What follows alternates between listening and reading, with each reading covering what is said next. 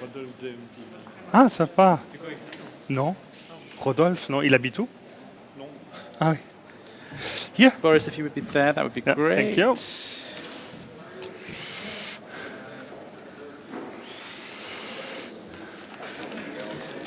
Klaus, yes, please. Thank you. You've all got your microphones. They've got control of the volume, so once we get started, they will.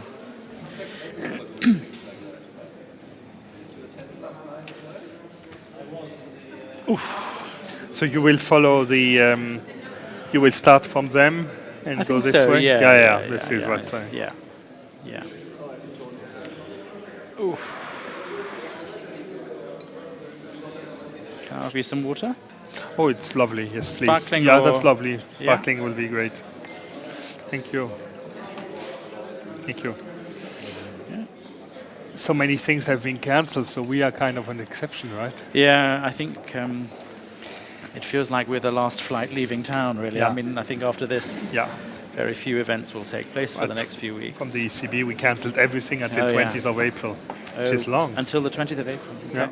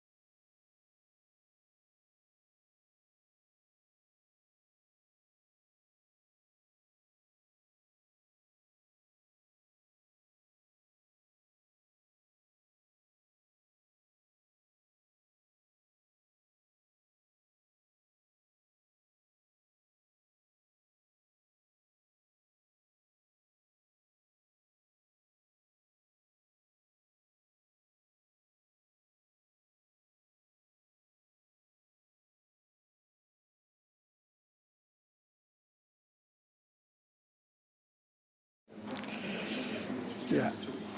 So, good afternoon, everybody. Can you all hear me? No. Okay. 1, 2, 3, 1, 2, 3. 1, 2, 3, 1, 2, 3. Ah, that's better. Yeah, very good. Okay. Good. Okay. Good afternoon, everybody. My name is Sean Klein. I'm going to take us through the next 40 minutes or so of this discussion. Thanks very much for coming downstairs. What the others don't realize is that we've got a much more comfortable environment down here. So actually, I hope you're not just here for the environment, but if you are, you're more than welcome as well. So this particular panel session, there are two running together, as you know, right now, is called Delivering the Reforms Needed to Strengthen the Economic and Monetary Union. And Business Europe has been writing on this and producing various documents about this very issue. And what we would like to look at this afternoon together is basically around the themes of how to ensure the good functioning of EMU. And so we'll look at whether or not we think it's functioning properly at the moment.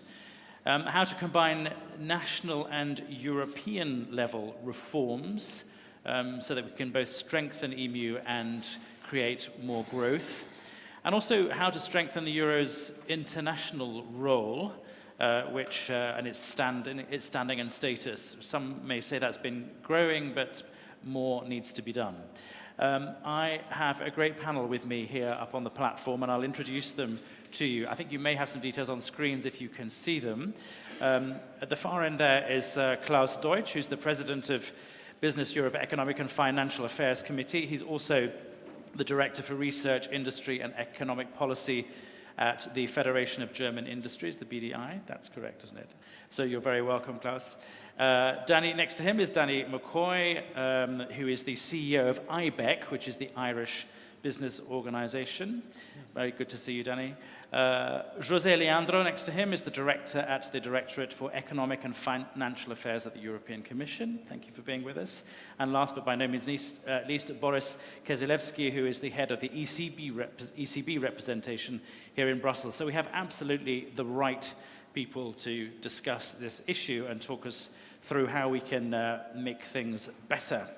And as is the usual fashion, I'm assuming that a lot of you perhaps down here because you have some connection with this issue and certainly some input, and we definitely like some of that as well. So please, at given moments, feel free very much to participate when the moment comes.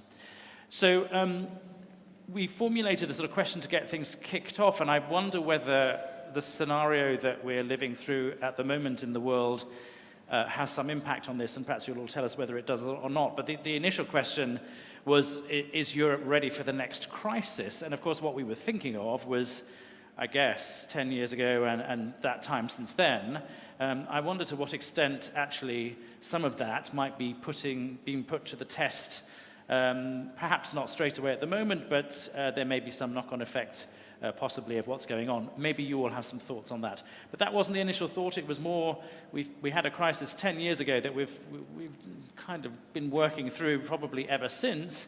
But is Europe and EMU ready for another one, should we be so struck? Klaus, if I could begin with you.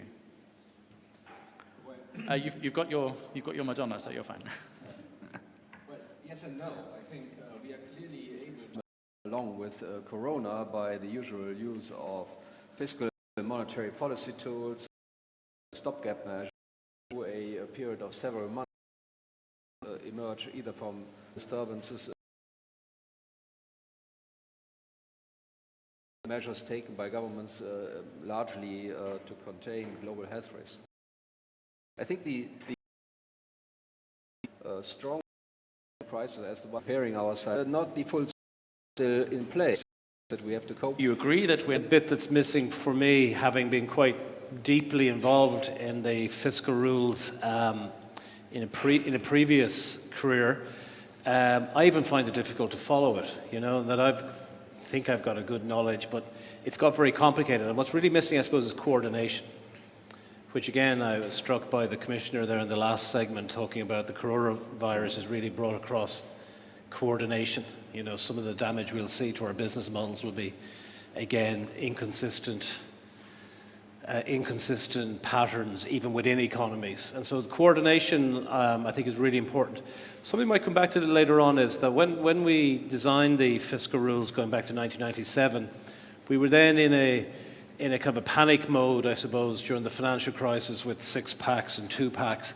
But I suppose the bit that's interesting about how the world has changed in the last 10 years is the fact that we have intangible assets being the dominant driver. And intangibility has a lot of different characteristics than tangible assets.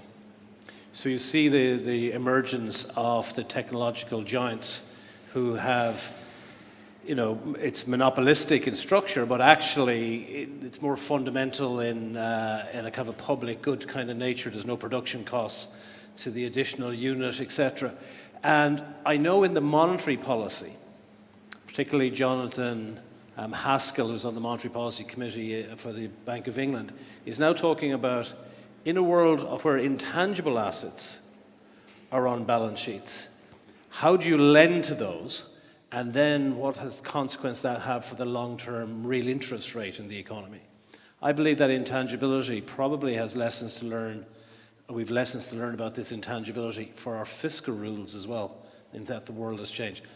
I don't know the answer to that. It's more posing a kind of a line of thought. But if intangibility is the big driver of balance sheets as it is, then does that have consequences for the type of fiscal rules? So one other aspect, is it the case that GDP, which is the underbidding of the fiscal rules, proportionate, be it debt or deficit, is GDP actually connecting in terms of the right measure? I'm not talking about its accuracy, I'm talking about its signaling. So in other words, if you see, as a case in my country, we've seen our GDP increase by 100% in 6 years, right? So it's an exceptional story, but it's a story that's embedded in those intangible assets story. Can you be sure that the life experience of the household is perfectly correlated to that 100% increase, and what does that mean for the fiscal stance? These are just kind of some questions to be posed, but I think it's more pervasive than even just a small blip that is the Irish economy. Jose, from your point of view, are we ready for the next crisis? Is the system ready for the next crisis? Okay. You come from the Commission. Right. Is this something you look at, I presume? What's your thoughts on that? Okay, let me take a step back, because a lot depends on what you mean by the next crisis. So, before this coronavirus issue came up, we had already forecast a protracted period of low growth. That was already the baseline. When we came up with our winter forecast, it was basically flat growth over the period 20 and 21. 1.2% per year, flat. We had not, in our central scenario, included any recession. That was not in the cards. This was mainly driven, this flat growth was mainly driven by a combination of factors. There was high uncertainty, there was much less supportive external environment because of the protectionism tensions. There were structural shifts taking place that affected mainly the manufacturing sector. All these things were playing and pushing us into this period of flat growth. Now comes the shock of the coronavirus, which we had identified in our forecast as a downside risk. And we had said that it's a significant downside risk. Some of these risks are now materializing. We still have to see how exactly and how much this will affect the growth in the short run. But beyond these short-term factors that are keeping us in this low growth, there are also long-term forces that are at play. Aging, low productivity growth. All this, the combination of these two things, could mean that we could get stuck in a very long period of low growth, low inflation, rising inequality. That is already the underlying thing behind this discussion about this shock of the coronavirus now. I think this is important to understand.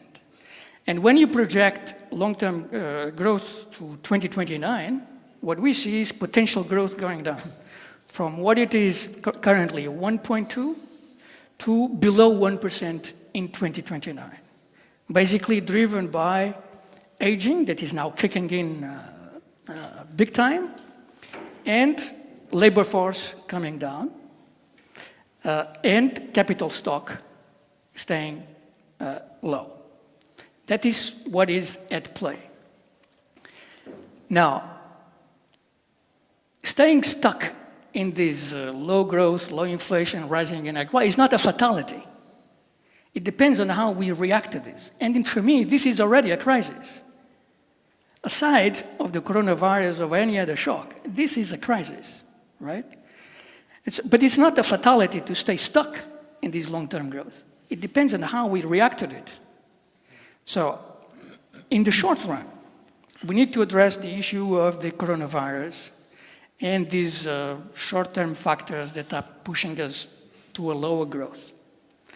The Commissioner mentioned what is going on in terms of discussions at the European level, at the global level, to see how best to respond to this shock.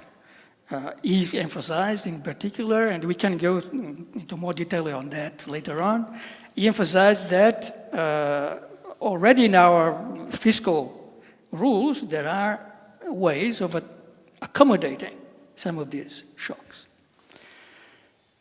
So that's for the short term. The longer term, we need to push investment. There is a need, as I said, to increase the capital stock and increase productivity. So you need structural reforms, you need regulatory reforms, and you need investment to push potential growth up over the long run. Right? Okay, yes, sorry. Now, this is, I think, important to understand then what we're talking about when we talk about EMU and the completion of EMU. Because the incompleteness of the EMU is one of the factors that is also contributing to this lower growth. The fact that we don't have a full capital market union in place, right, means that we're not able to mobilize the capital and reap all the benefits and the potential benefits of a fully integrated bond market, equity market, and giving the firms the access to this capital. Also, in view of these digital and green transitions. So that's the first priority in completing EMU, is capital markets union and the banking union. Okay, we're going to come back to both of those, I think, in a moment. I'm just curious, and this is a cheeky question from me, in the forecasting that you've been looking at, and you say you've taken into account some of the known knowns, as it were. Has that forecasting not included another potential crisis of the magnitude of 2008? What do you mean? When you've been doing the forecasting? Just a curious question. No, when we do the forecasting, then we assess the risks to these central scenarios. So you have a central scenario, and then you assess potential risk to this scenario. That could be upward risks that brings growth up, or downside risks that bring growth down. We had identified already the coronavirus a few weeks ago when we came out with our winter forecast that this was a significant downside risk. Okay. Boris, from the central bank's point of view, are you happy that EMU is doing all it needs to do, or is it ready for a potential another crisis? I mean, we could talk about Corona as well, but maybe something more significant, even more significant as well, perhaps. Yes, complementing what José just said on the European side, I mean, we are now 12 years after Lehman, so a lot has been done, a lot of positive things have been done, but for sure we are at an unfinished agenda. So it's still, we are not there where we would like to be in terms of EMU deepening. So as José said, there's the issue of the capital markets union, which will be the important element this year, also in the context of Brexit, of course. So this is a topic which is key for us as central bankers. In addition to that, there is a banking union. True, we will come back to it. There is a loss of pace in the reform schedule, which is kind of worrying in the last month, but we still believe it is important to have this famous third pillar of banking union. In addition to supervision resolution, we should have the deposit insurance. And here we have a window. We have a window of this new institutional cycle. So I believe it would be really important to make progress within this institutional cycle, within the 5 years that are now opening, and where all institutions are aligned on that. And in addition to that, this was mentioned by Danny also, it's the issue of fiscal rules.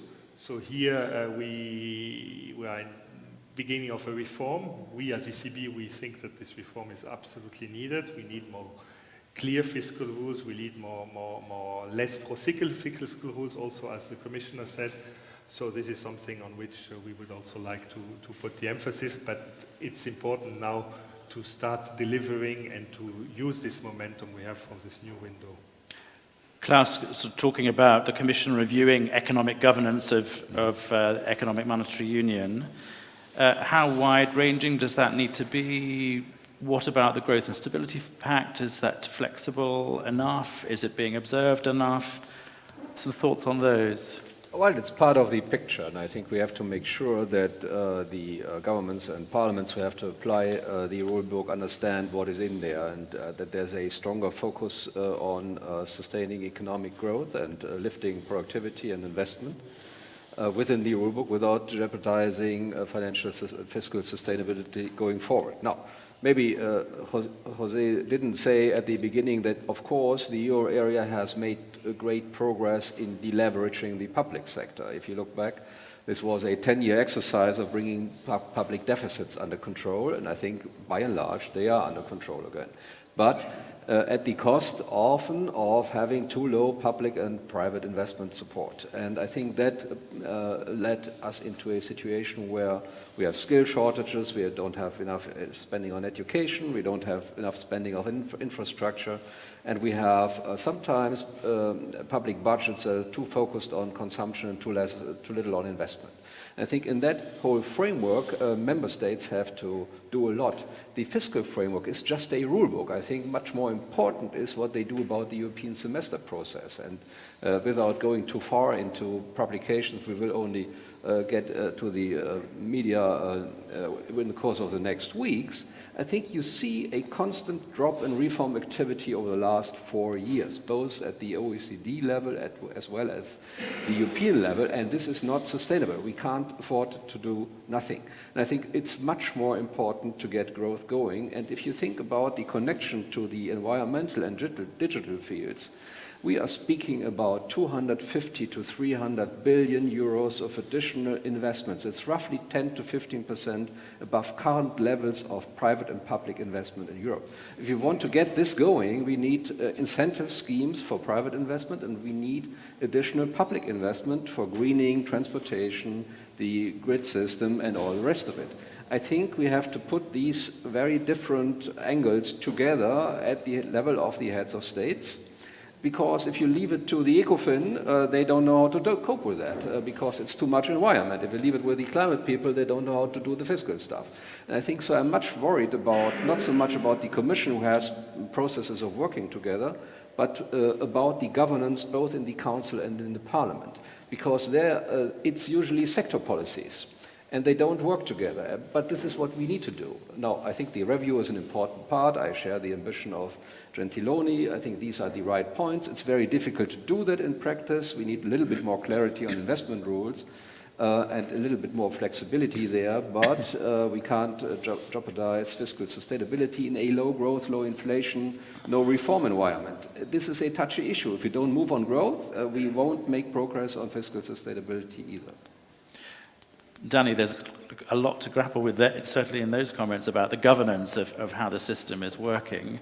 And you seem to be suggesting that in the Irish case is a case study, I suppose, and maybe that's an example of where some of that hasn't worked properly to keep things under control so much.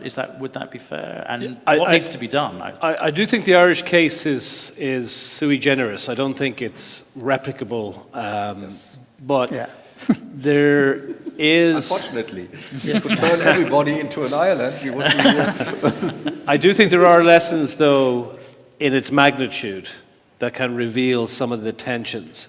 And Klaus is right. I mean, it is not technically true what I'm going to say here, but if I had the world described to me now, 15 years ago, it feels like monetary financing, something that was precluded.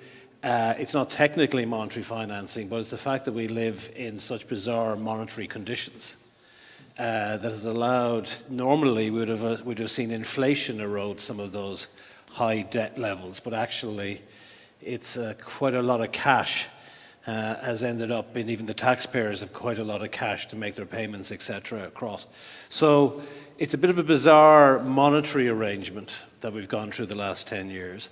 And when you couple that with this intangibility, which I really think is a significant story, the rules just don't feel to me as if they're designed for the world that we're operating in now than the past. And I just can't quite explain it. I just know it as a proposition that it feels like there's something missing. So I can't let you say something like that without, have you got some thoughts on how, what specific rules do you think need to be amended and in which way? Well, for instance, if you take the same logic that I think one of the contributors from the floor said, when Europe talks about its emissions going down, well, actually, we know the emissions in the world haven't gone down. There's just been a shifting of the production, yet we still consume, really are consuming those emissions. So have we accurately measured that? In the context we're now talking about, we're defining fiscal as just the government's balance sheets and the government's sets of accounts. Yet we know the citizens are the state. This is just one arm of the entire balance sheet. How much are these rules actually interplaying with the households and the private sector, be that firms' balance sheets or households' balance sheets? And if they've changed dramatically, which I'm arguing they have, particularly the corporate one being driven by intangible assets, perhaps we're seeing the same thing occurring in the households as well, as to what type of assets households have. I can't remember, somebody was on about the washing machine earlier on. Households may in the future have very little assets. It'll all be done by the purchase of services. Does that have a consequence for fiscal policy? My gut tells me it does, actually. But we've defined quite narrowly from our textbooks what is the government, what is a central bank. And yet we know, in the case of central banking, there's a whole plethora of alternative ways to finance the world right now in different ways. So it just seems to me the fiscal rules feel very dated to a very different type of economy, but I can't put my finger on what the solution is here. You segue nicely into a question for Boris here about, as a central banker, do those rules feel out of date and in need of updating, and are they working for the way that we need to invest at the moment? As we know, the strategies from this week, from last week, for next week, are going to cost an awful lot of money. A lot of investment needs to be there. Are those rules up to scratch? Indeed, they're quite static. But before that, there are two levels. I would say there's a national level and the European level. On the national level, I agree with Klaus that there is the issue of lack of implementation of national reform. The CSRs, the European semester, could work better, let's say, in that sense, and there's not enough ownership of reforms by national governments. And in that sense, for instance, just to give a very concrete idea, to have a national sort of fiscal board that is independent, that is advising the government in an independent way would be already some progress. And you see, indeed, in Europe, you see two types of countries. You see the countries that have room, that are not easing, and the countries that believe that they have room, and they are easing, but actually they don't have room. So when you accumulate this, you have a quite neutral fiscal stance, which is quite good, but when you look deeply inside between the countries, they are very different elements. And this is what the fiscal, and now I come to your European level, the fiscal rules were not able to avoid this pro-cyclicality. They were not able to really avoid politicization also of the rules. They're also extremely complicated. And so this is something, I agree, it's extremely difficult to change, because there are so many ideas, and it's very easy to say to find simple rules, but it's something we should at least aim at, and this is something the ECB would also encourage very much, and happy if the Commission is looking into simplifying all of this. So I wanted to sort of move on to the European semester and national governments implementing the proposed structural reforms. That isn't happening in the way that it should, as far as we can see. What more needs to be done? What can the Commission do? What would the Commission like to see member states actually doing? I mean, obviously, other than implementing all the rules, what incentives do they need to do this? Because this presumably is one of the reforms that needs to be looked at, isn't it? Well, reforms are complicated, and you might remember what ex-President Juncker said. We know what reforms we need to do, but we don't know how to win elections when we do them, right? So that's the whole political economy about reforms. So I think we should not be overly negative. about the reforms that have taken place. If you compare to 10 years ago, the way labor markets work, for example, today in the euro area, much more efficient than it was 10 years ago. The segmentation, the rigidities in the labor market have, to a large extent, been addressed. So now, we would like this to continue. There is a lot to be done on the structural side to push productivity up, as I said before, because that's one of the things that's keeping us in this long-term growth, low growth, productivity up. A lot of these reforms don't cost money. Improving the business environment actually doesn't cost money. It costs maybe some political votes here and there, but they don't cost money. So, but it's very difficult to do this where you have a construction where monetary policy is centralized, fiscal policy is decentralized. We don't have a fiscal capacity at the central level. We are the only monetary union without a fiscal capacity at the central level. And where sectoral policies, structural policies, are also decentralized, where the EU has no powers. But okay, it's complicated, but we are making progress, and the euro area is in a much better place today than it was 10 years ago.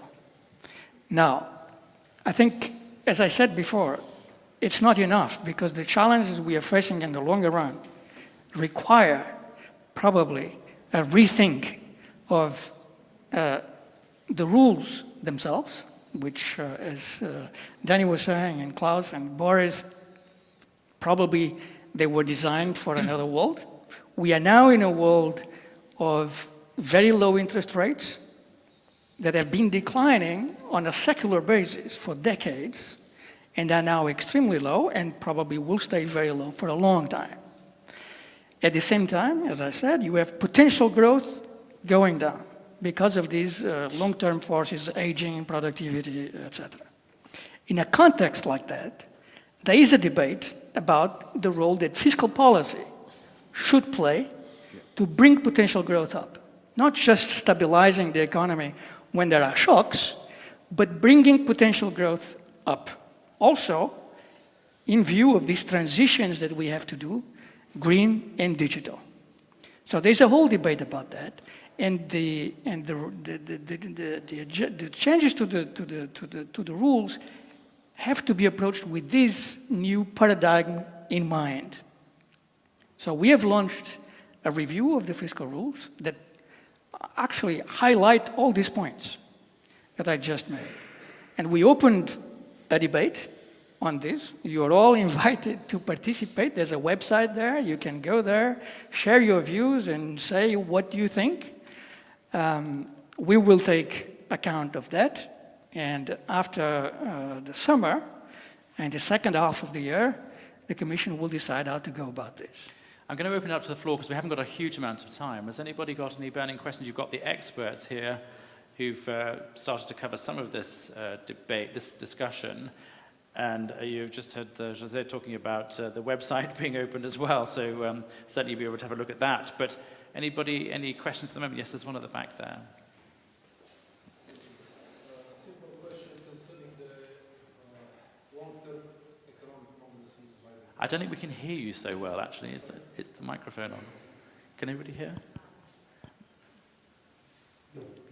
Just if you just speak into it and let the technicians will sort it out. The question, if it's... Is it well? Yeah.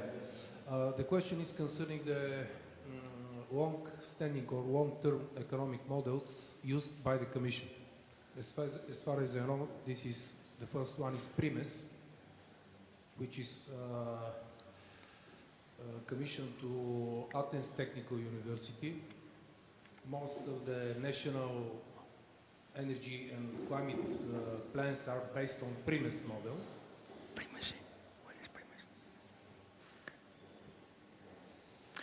We're going to have to be really quick. We're going to have to be very quick, actually, because we've got very little time. Sure.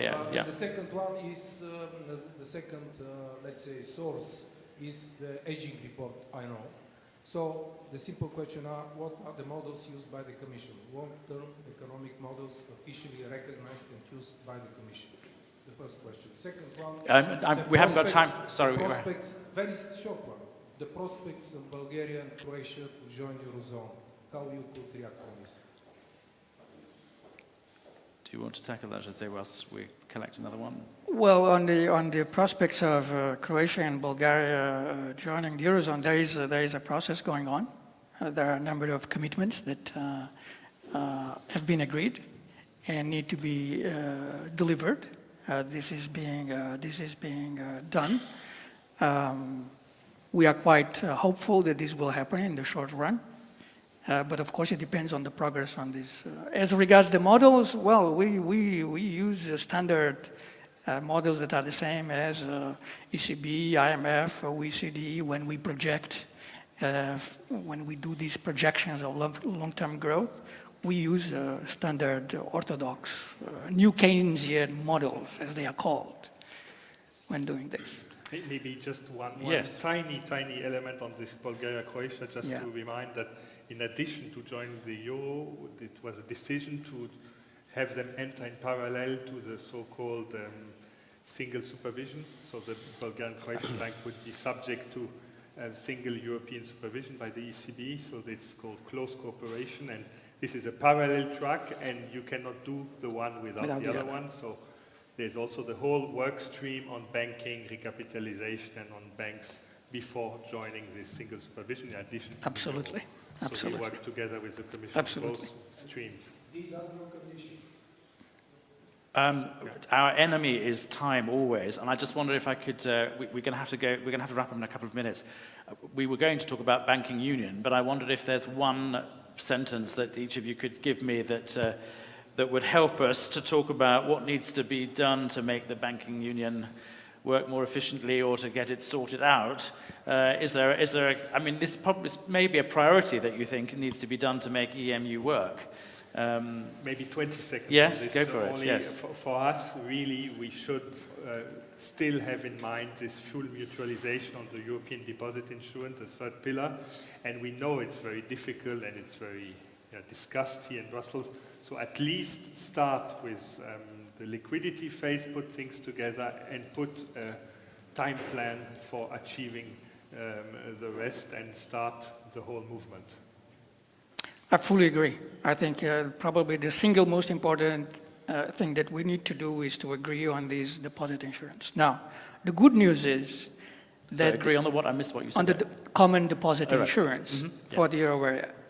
The good news is that there is agreement that in the steady state, there should be a fully mutualized deposit insurance scheme. The bad news is that there is no agreement how to get there.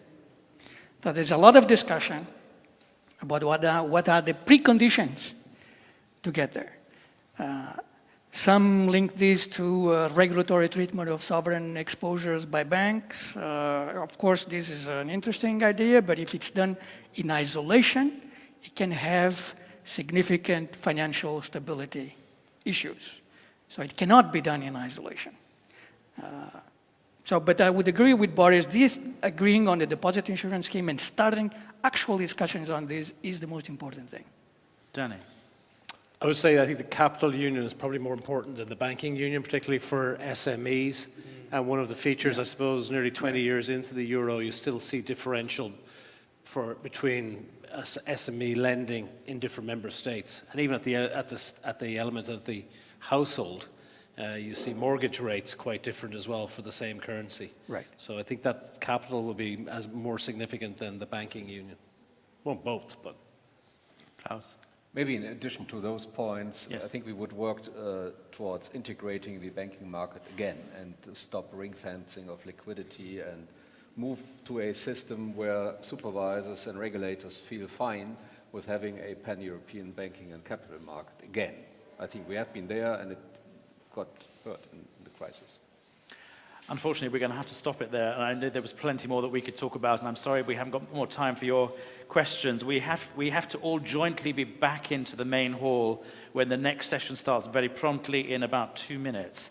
So you have a quick skip up the stairs. But thank you very much for being here. Thank you to the panel. Okay.